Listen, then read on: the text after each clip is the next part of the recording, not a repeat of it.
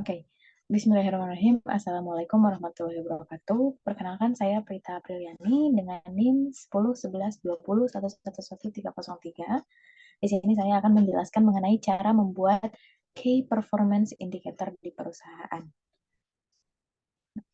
Yang paling pertama, sebelum kita membahas mengenai cara membuat key performance tersebut, kita harus mengetahui apa yang dimaksud dengan key performance indicator itu sendiri.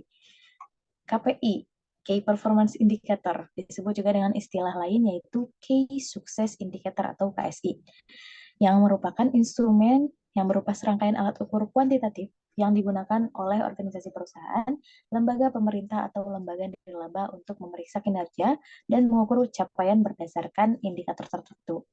Jadi KPI ini adalah salah satu bahan evaluasi atau alat ukur evaluasi yang digunakan untuk mempermudah proses pengembangan perusahaan atau organisasi. Nah, KPI di sini bertujuan untuk memastikan berjalannya mandat organisasi yang diberikan kepada masing-masing individu atau unit. Pengukuran pelaksanaan mandat atau tugas organisasi kepada individu ini diukur dari pencapaian masing-masing untuk setiap mandat.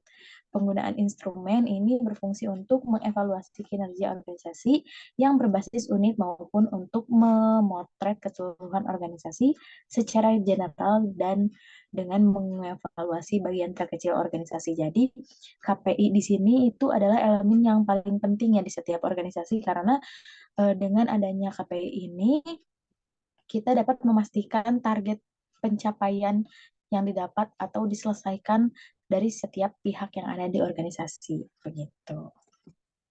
Lalu baru kita masuk ke langkah-langkah pembuatan KPI. Langkah-langkah pembuatan Key Performance Indicator. Pertama, tentukan tujuan strategis. Tentukan tujuan strategis di sini, identifikasikan tujuan strategi yang akan perusahaan atau organisasi capai. Lalu, jika sudah ada tujuan yang dituju,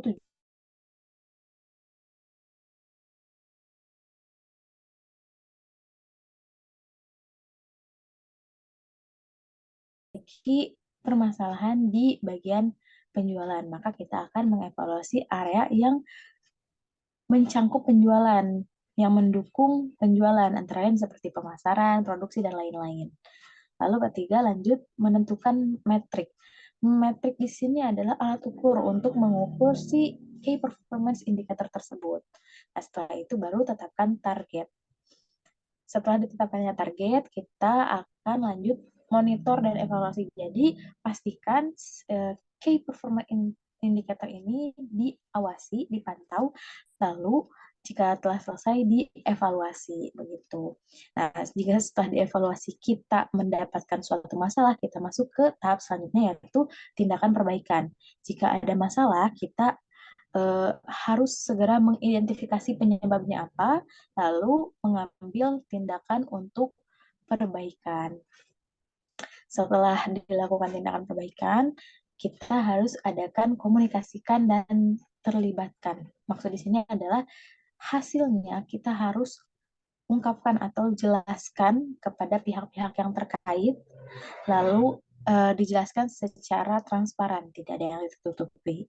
Kemudian libatkan semua pihak untuk merumuskan key performance indicator tersebut. Setelah itu baru kita evaluasi ulang secara berkala, secara periodik untuk mengetahui relevansi dan efektivitas dari KPI ini begitu.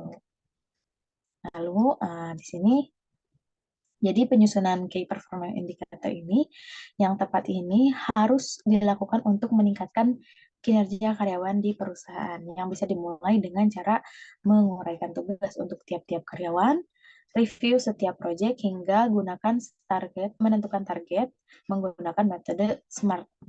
Metode SMART. Apa itu metode SMART? SMART itu singkatan dari spesifik, measurable, achievable, realistik, dan time sensitive. Jadi untuk spesifik ini, kita harus menetapkan target dengan spesifik. Untuk measurable, perhitungan yang harus terukur ketika kita akan membuat target strategi. Kemudian achievable. Jadi harus ada tantangan yang akhirnya akan menjadi tujuan kita. Bagaimana caranya bahwa tantangan tersebut harus kita lewati, harus kita kuasai dan kita taklukkan gitu. Keempat, realistik. Realistik. Jadi untuk menentukan target strategis juga kita harus tetap masuk